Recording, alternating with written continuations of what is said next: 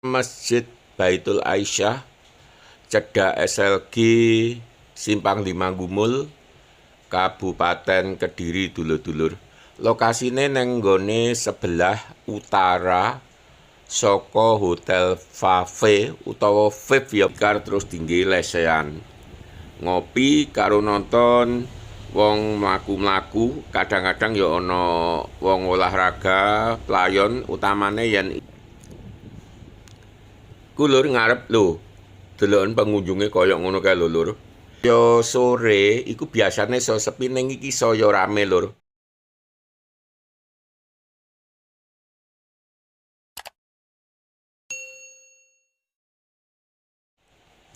Assalamualaikum warahmatullahi wabarakatuh. Piye kabare dulur-dulur kabeh? Muga-muga tansah sehat lan lancar rezekine.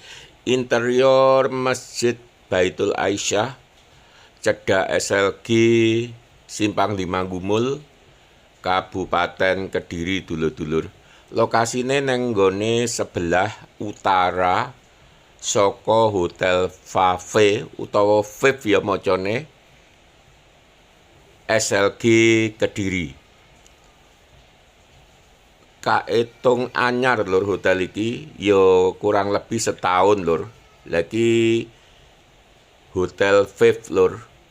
Lokasine pas neng sebelah kidul saka masjid saiki sing lagi tak vlog. Sejatine iki mau aku mung salat asar tok lur, Masjid Baitul Aisyah. Tapi begitu tak sawang masjidé resik tur estetik. Akhirnya tak ge konten iki. Ki halaman depan lur. Terus menara ono jame. Yen gak kliru arah saka SLG iki sebelah kulon lur. Dadi SLG ku oleh etane masjid iki. Lah sebelah lore mengko ana pusat apa jenenge UMKM lan permainan. Kaya apa kondisine? Ayo cabut nanggone pusat UMKM Kediri. Jadi ini sini wong bakulan macem-macem, permainan uga macem-macem, lan rame banget lur dino iki. Dino Minggu sore lur, aku ra ngira yen dino Minggu sore iku uga rame. Biasane sing rame kan Sabtu isuk, Sabtu sore, Minggu isuk. Kenyataane Minggu sore iki jam 5 lur kurang lebih ramene yo pol-polan, berbagai jenis masakan, makanan dari yang tradisional sampai yang kekinian semua ada lur. Ki dulur-dulur tak jak mlaku kalem-kalem nuju Taman Hijau, salah siji panggonan favoritku lur.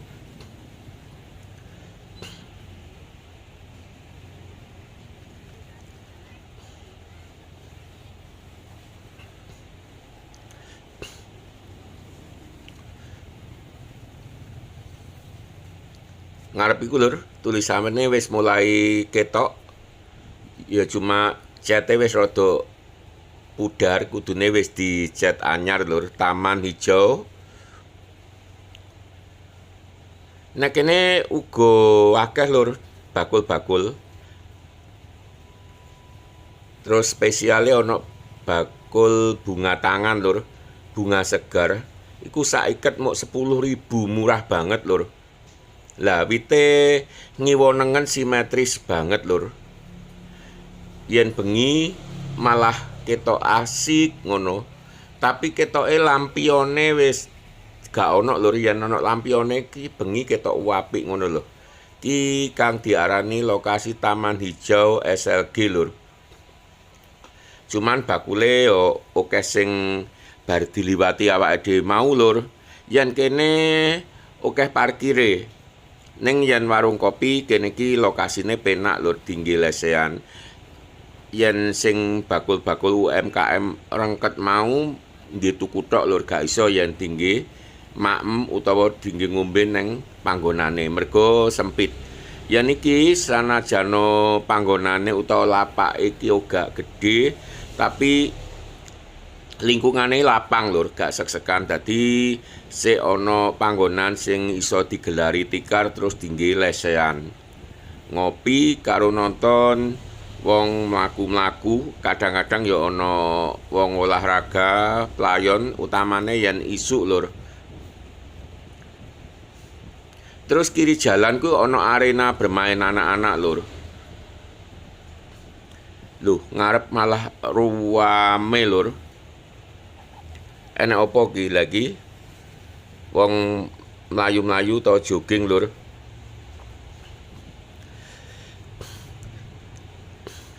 Sebelah kiri lur ruwame sampai koyok-koyok macet iki. Coba dicek lur, diluk.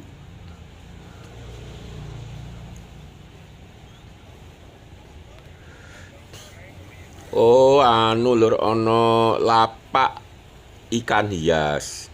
Nang Kediri apa jenenge penghobi ikan hias iku cukup akeh lur, lan koyo selalu ada. Dadi gak ono matine. Sanajana kadang rodok sepi, kadang rame, tapi terus ono.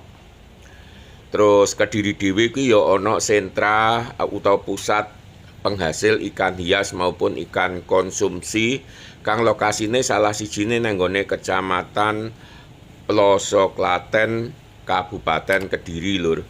Dalan iki yen lurus bakale uga bisa tembus Ngasem lur.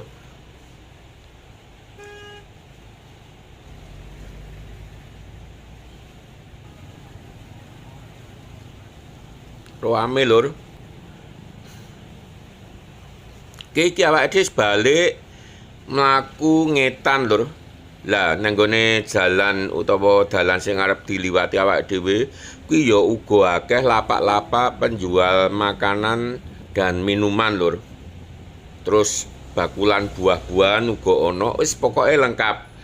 Yen dulur-dulur tindakan neng SLG kuwi berbagai macam komoditas ada. Jadi jalan-jalan keluarga itu bisa sangat menyenangkan lur. Buah-buahan ono, sayur uga ono, berbagai jenis minuman, makanan saka UMKM Kabupaten Kediri. Terus parkir iki ora pinggir lur, tengah, sekaligus nggih mbagi jalan iki ben dadi satu arah.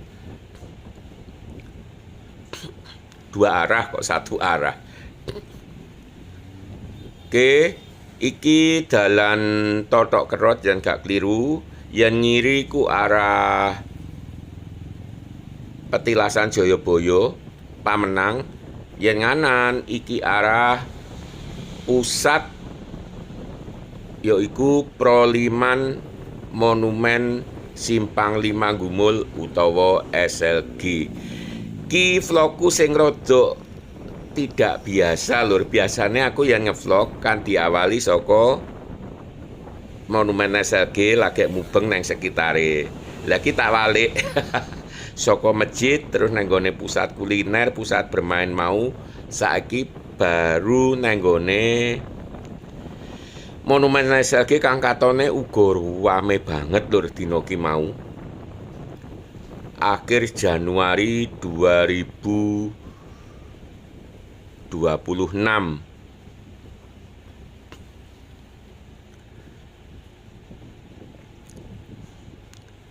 Kulur ngarep lho, deloken pengunjunge koyok ngono kae lho lur. Ki sisih lor lur. Dadi SLG bentuke kotak, sisih lor, kanan kuwi sisih kulon, etan sisih etan, kiri sisih etan, terus walike kono sisih kidul. Ana Proliman 5 jalur ratan sing siji ki mang arah Pamenang, Pagu. Terus engko tak sepil arah liyane lur. Saiki diamati wae saya sore iku biasane saya sepi ning iki saya rame lur.